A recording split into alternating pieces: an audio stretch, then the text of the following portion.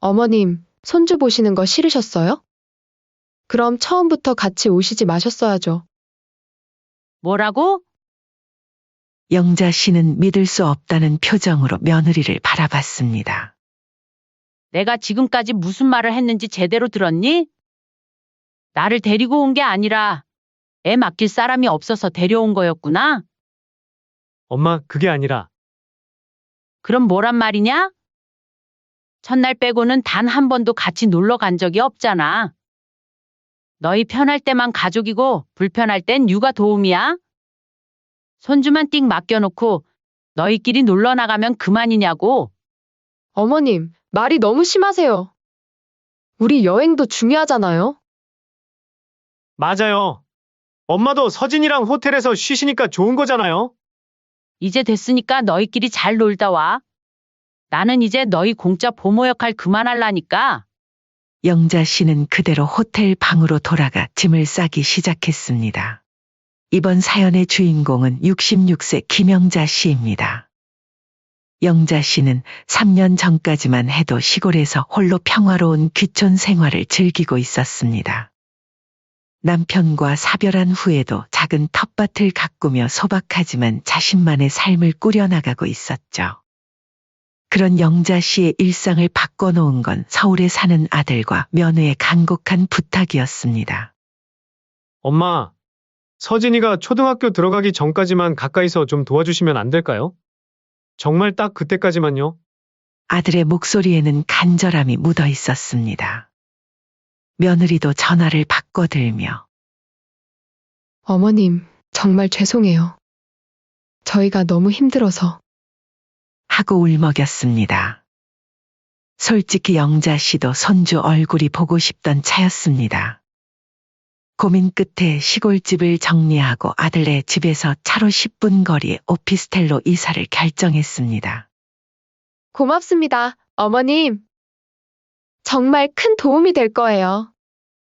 며느리의 환한 미소에 영자 씨도 흐뭇한 마음이 들었습니다. 아들 내외도 도우니 좋은 일이지 하고 생각했죠. 처음 몇 개월은 정말 급할 때만 손주를 봐주었습니다. 아들이 야근할 때, 며느리가 갑자기 외근을 나갈 때처럼 불가피한 상황에서만 전화가 왔습니다. 어머님, 오늘 중요한 미팅이 있어서요. 2시간만 서진이 좀 봐주실 수 있으세요? 그때마다 영자 씨는 기꺼이 손주를 돌봐주었습니다. 함께 공원도 가고 그림책도 읽어주고 맛있는 간식도 만들어 먹었습니다. 그때까지만 해도 영자 씨의 일상은 온전히 유지되고 있었습니다. 하지만 세월이 흐르면서 상황이 달라지기 시작했습니다. 어느샌가 급할 때만이 매주 화수목이 되고 어쩌다 한 번이 매일 오후 4시가 되어버렸습니다. 아들 내외는 점점 더 당연하게 영자 씨에게 육아를 맡겼습니다. 엄마, 오늘도 서진이 좀 부탁드려요. 어머님, 서진이 픽업 좀 부탁드릴게요. 일상적인 인사처럼 건네는 아들 내외의 말에 영자 씨는 미소로 답했지만 속으로는 한숨이 나왔습니다. 영자 씨, 오늘도 못 오세요? 벌써 3번째인데. 죄송해요. 손주를 봐야 해서요. 어머, 매번 그래요? 언제 자기 시간을 가지실 거예요? 친구의 걱정스러운 물음에 영자 씨는 그저 웃음으로 넘겼습니다. 하지만 마음 한구석에서는 불편한 감정이 자라고 있었습니다. 이런 생활이 벌써 3년째 계속되고 있었으니까요. 어느 날 아침, 영자 씨는 거울을 보다가 문득 깨달았습니다. 자신의 일상이 완전히 사라져버렸다는 것을요. 모든 계획은 아들 내외의 스케줄에 맞춰져 있었고 자신의 시간은 온데간데 없이 사라졌습니다. 처음 시골을 떠날 때의 약속과는 다르게 지금 영자 씨는 완전한 엄마표 육아 도우미가 되어 있었습니다. 내가 언제부터 이렇게 살았지? 창밖으로 바라보며 영자 씨는 조용히 중얼거렸습니다. 아들이 말했던 초등학교 입학 전까지는 아직 1년이나 남아 있었습니다. 그때 전화벨이 울렸습니다. 여보세요? 엄마, 혹시 이번 여름 휴가 때 계획한 거 있어요? 아들의 목소리가 흥분된 톤으로 들려왔습니다. 이번 여름 휴가에 우리 가족끼리 일본 오사카 가요. 가족 모두 추억도 만들고. 그동안 엄마도 고생 많으셨잖아요.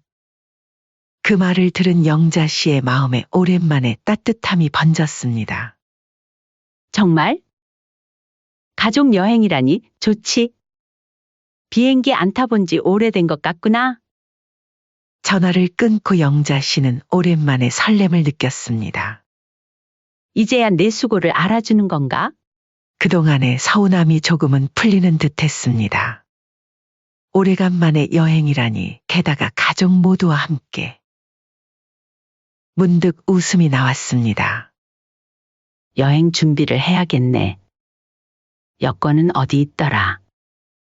영자 씨는 장롱 깊숙한 곳에서 여권을 꺼내고 여행용 가방도 정리했습니다.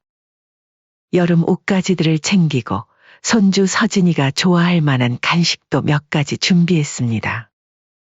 오랜만에 설레는 마음으로 영자 씨는 여행 날짜를 손꼽아 기다렸습니다. 드디어 가족으로서 함께하는 시간이구나. 영자 씨는 여행 가방을 바라보며 미소 지었습니다. 그 미소 속에는 그동안의 수고로움이 잠시 녹아내리는 듯했습니다. 하지만 영자 씨는 이 여행이 어떤 방향으로 흘러갈지 전혀 예상하지 못했습니다. 여행 날짜가 다가왔습니다. 영자 씨는 오랜만에 느끼는 설렘과 흥분의 전날 밤부터 잠을 설쳤습니다. 아침 일찍 일어나 마지막으로 짐을 확인하고 거울 앞에서 옷매무새도 가다듬었습니다.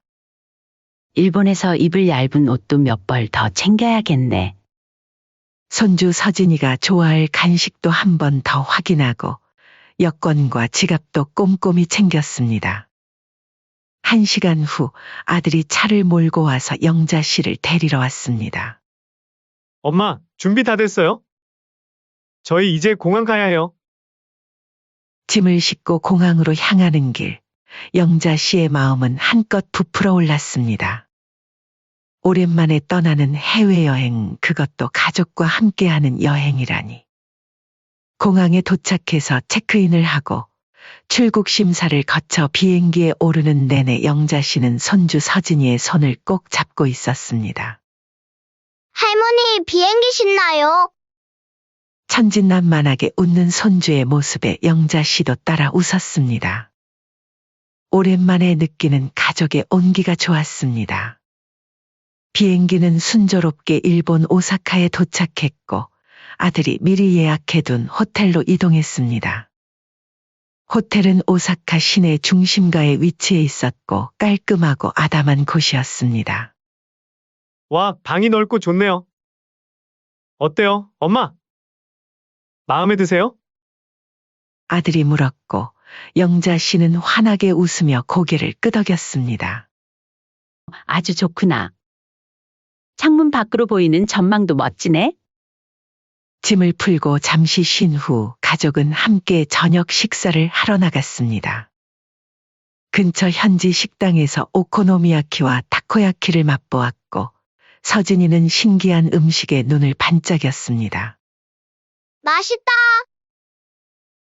할머니, 이거 정말 맛있어요.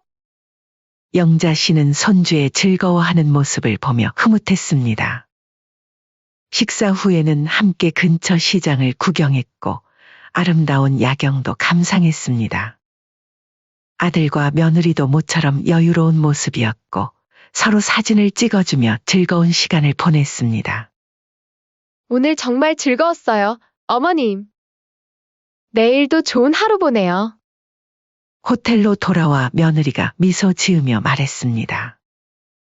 영자 씨는 가슴이 따뜻해지는 기분이었습니다. 이런 가족 여행 정말 오랜만이었습니다. 하지만 문제는 둘째 날 아침부터 시작됐습니다. 아침 식사를 마치고 로비에 모였을 때 아들과 며느리는 어딘가 나들이 준비를 한 듯 가방을 메고 있었습니다.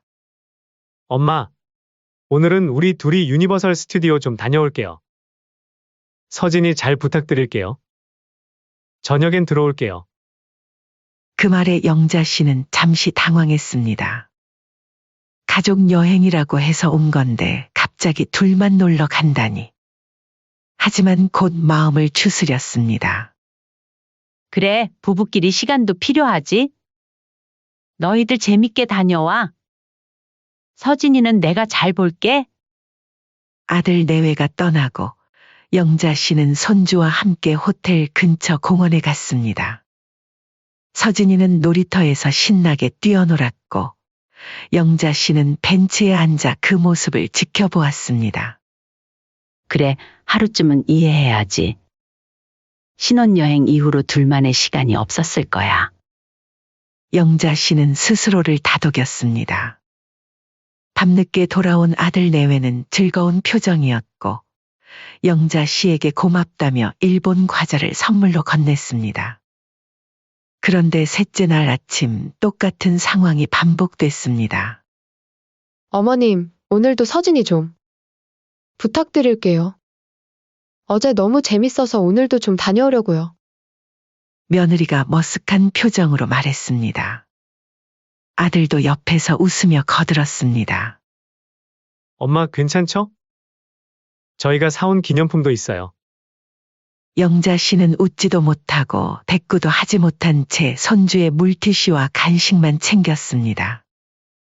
아들 내외가 떠나고 나서야 뒤틀린 속마음이 올라왔습니다. 오늘도 또 보고 있으라고. 호텔 창문을 바라보며 영자 씨는 중얼거렸습니다. 이것은 가족 여행이 아니었습니다. 그저 아들 내외가 편하게 놀러 다니기 위한 해외 베이비시터 프로젝트였습니다. 서울에서처럼 여기서도 영자 씨의 역할은 육아 도우미에 불과했습니다. 그날도 영자 씨는 손주와 함께 호텔 주변을 돌아다녔습니다. 작은 신사도 구경하고 근처 쇼핑몰에도 갔습니다. 서진이는 즐거워했지만 영자 씨의 마음은 점점 무거워졌습니다. 이렇게 손주만 돌보려고 일본까지 왔나? 저녁에 돌아온 아들 내외는 또 다시 신나게 자신들의 일과를 떠들었습니다. 유명한 레스토랑에서 점심을 먹었고 멋진 사원도 구경했다고 했습니다. 사진을 보여주며 자랑하는 모습이 영자 씨의 눈에는 몹시 거슬렸습니다. 그런데 엄마, 서진이랑 오늘 뭐 했어요? 별거 없어. 그냥 호텔 근처 좀 돌아다녔지. 영자 씨의 대답은 간결했습니다. 더 이상 거짓 미소를 지을 수 없었습니다.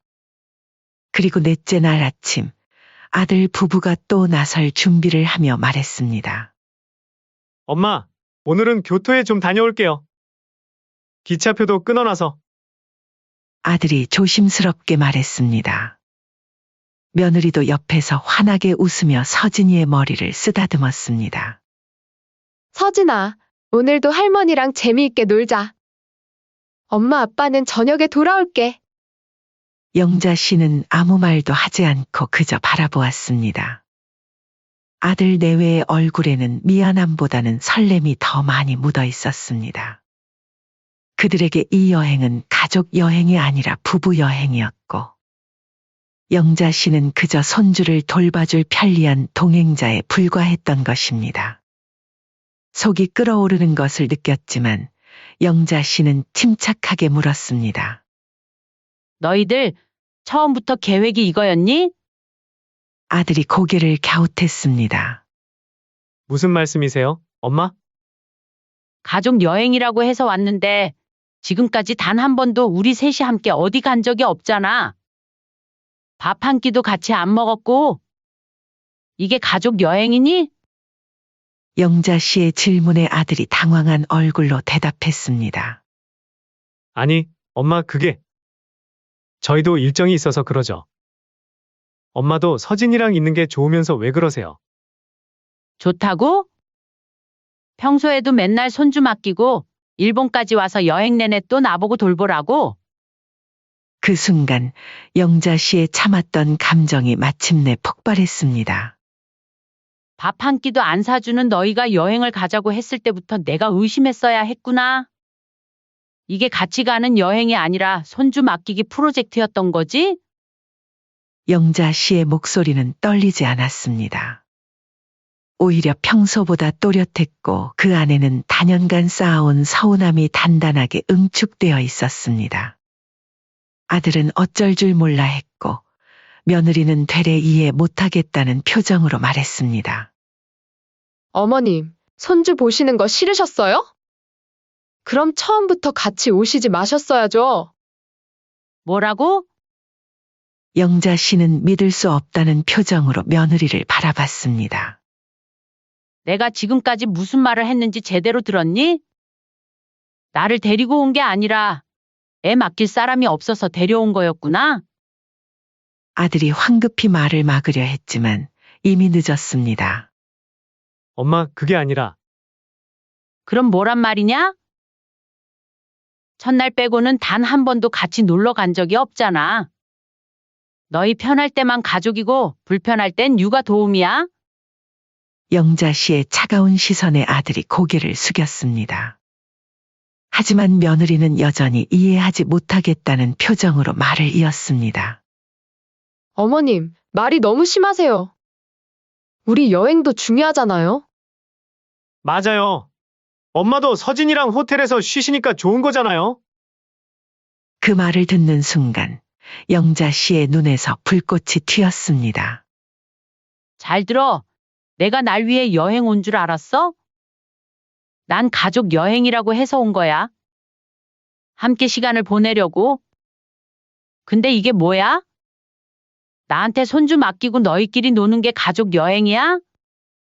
영자 씨는 잠시 숨을 고르더니 계속 말했습니다.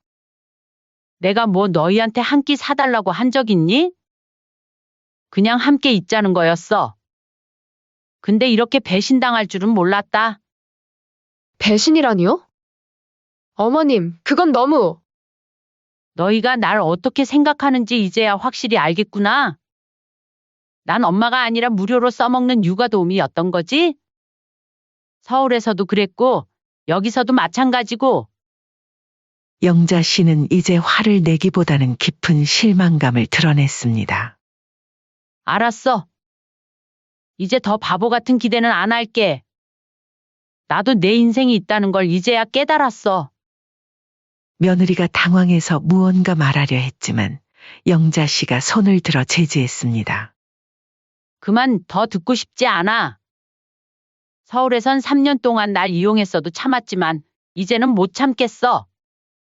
서진이가 상황을 이해하지 못하고 어리둥절하게 바라보자 영자 씨는 잠시 목소리를 낮췄습니다. 서진아, 할머니 잠깐 방에 다녀올게. 그리고 아들과 며느리를 향해 마지막으로 말했습니다. 너희끼리 잘 놀다 와. 나는 더 이상 너희 여행에 방해 안 할 테니까. 영자 씨는 더는 버티지 않고 호텔 방으로 돌아가 짐을 싸기 시작했습니다. 호텔 방에서 휴대폰으로 항공사 웹사이트에 접속해 당일 귀국편을 검색했습니다. 마침 3시간 후에 출발하는 비행기가 있었습니다. 영자 씨는 망설임 없이 예약 버튼을 눌렀습니다. 아들이 문을 두드렸습니다. 엄마, 문 좀 열어봐요. 오해가 있는 것 같아요. 영자 씨는 대답 없이 짐을 계속 쌌습니다. 여권, 지갑, 필수품만 챙겼습니다. 엄마! 제발요? 마지막으로 짐을 확인하고 문을 열었습니다. 아들과 며느리 그리고 서진이가 서 있었습니다. 엄마, 무슨 짐을? 나 먼저 한국으로 돌아가마. 네? 갑자기 왜요? 더 이상 너희 육아 플랜에 끼어들고 싶지 않아서. 내가 왜 여기 있는지 이제 알았으니까. 며느리가 말했습니다. 어머님, 너무 과민 반응하시는 거 아니에요? 저희가 뭘 그렇게 잘못했다고. 영자 씨는 차분하게 대답했습니다. 과민 반응? 그래, 내 눈엔 그렇게 보이겠지? 손주 봐주는 건 당연한 거고 불평하면 예민하다는 거지? 나도 내 인생이 있어. 너희 인생에 맞춰서 내 시간을 다 바치라는 법은 없어. 아들이 당황해서 말했습니다. 엄마, 우리가 잘못했어요. 앞으로는 같이 다니고. 이제 와서 무슨 소용이야? 너희 진심은 이미 다 봤어. 영자 씨는 짐을 들고 나서다가 서진이를 향해 몸을 숙여 작게 인사했습니다. 서진아, 할머니 먼저 집에 갈게. 나중에 보자. 아이의 이마에 가볍게 뽀뽀하고 아들 내외는 쳐다보지도 않은 채 엘리베이터로 향했습니다. 뒤에서 아들이 뭐라고 외치는 소리가 들렸지만 영자 씨는 돌아보지 않았습니다. 호텔 로비에서 택시를 불러 공항으로 향했습니다. 택시 안에서 영자 씨는 창밖을 바라보며 깊은 숨을 내쉬었습니다. 이제야. 해방이구나. 당일 항공편으로 귀국하는 내내 영자 씨의 마음은 이상하게도 편안했습니다. 3년 동안, 아니 어쩌면 평생 동안 짊어지고 있던 무거운 짐을 내려놓은 것 같은 기분이었습니다.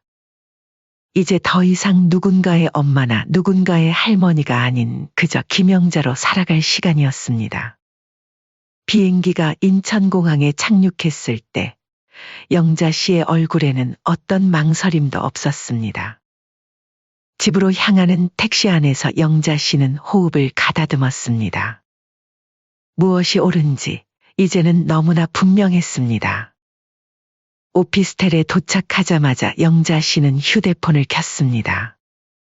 아들로부터 온 수십 통의 부재중 전화와 문자가 있었지만 그것들은 모두 무시했습니다. 대신 곧장 부동산에 전화를 걸었습니다. 여보세요? 부동산인데요. 네, 저는 근처 오피스텔에 사는 김영자입니다. 제 오피스텔 방을 빼고 싶어서요. 다음 날 아침 짐을 정리하기 시작했습니다. 3년 동안 모은 물건들은 생각보다 많지 않았습니다. 대부분의 시간을 아들네 집에서 보냈으니까요.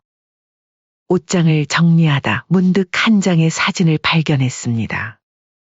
어린 손주 서진이와 함께 찍은 사진이었습니다.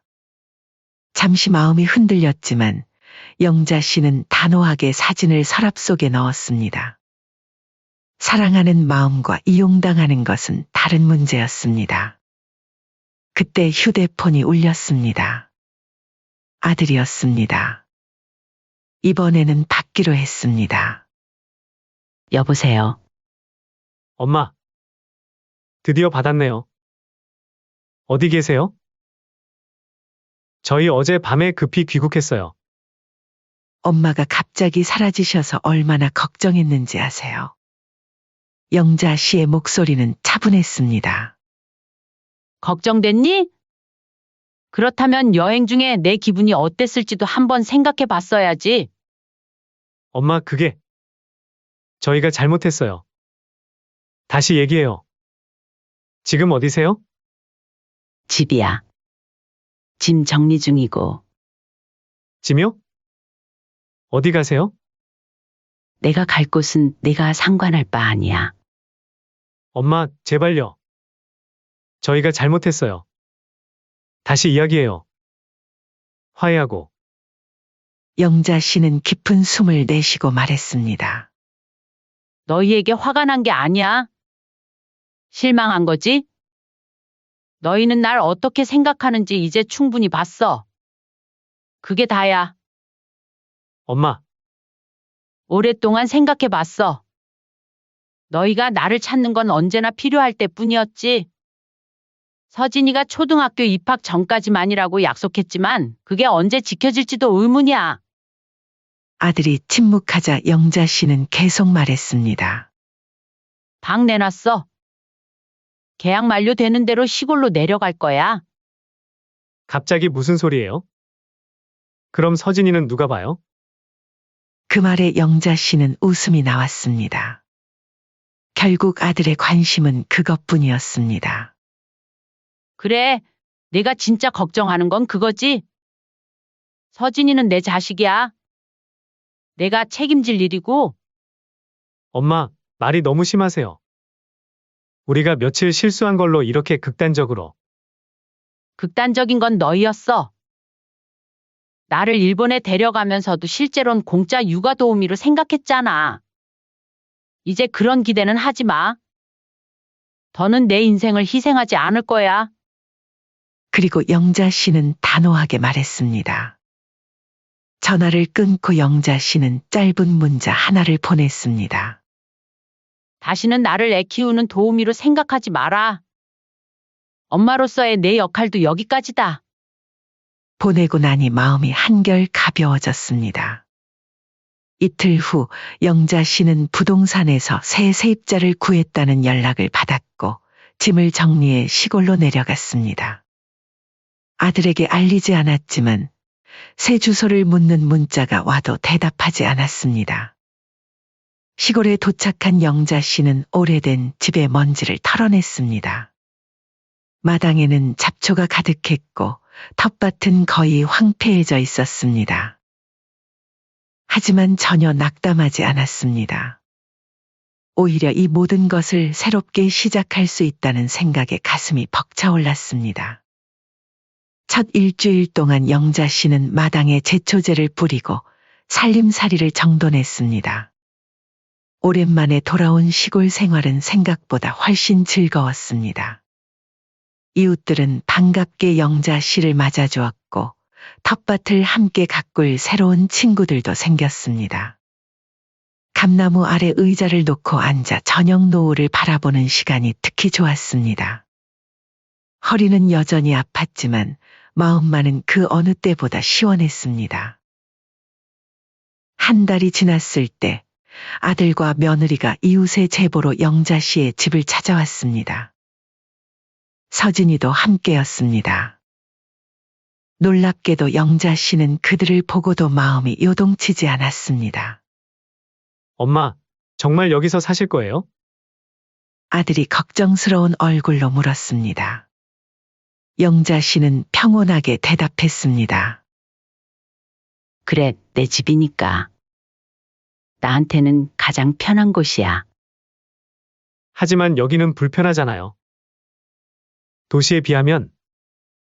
그리고 서진이도 할머니가 보고 싶어 해요. 어머님, 저희가 잘못했어요. 다시 서울로 돌아오시면 안 될까요? 더 자주 찾아뵙고 진짜 가족같이 지낼게요. 영자 씨는 고개를 저었습니다. 고마워. 하지만 이제 내 삶을 찾았어. 내가 이렇게 행복했던 적이 얼마나 됐는지 모르겠네. 아들이 실망한 얼굴로 물었습니다. 정말 돌아올 생각 없으세요?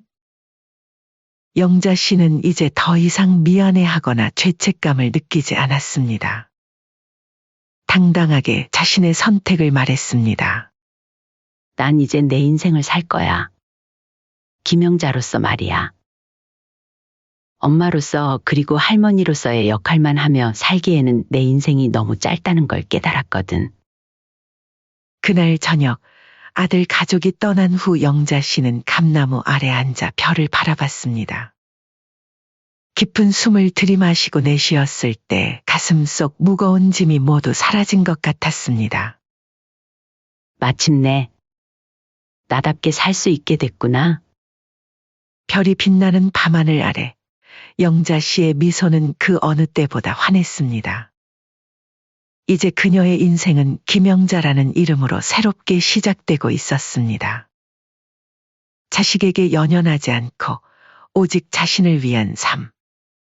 그것이 바로 영자 씨가 택한 행복이었습니다.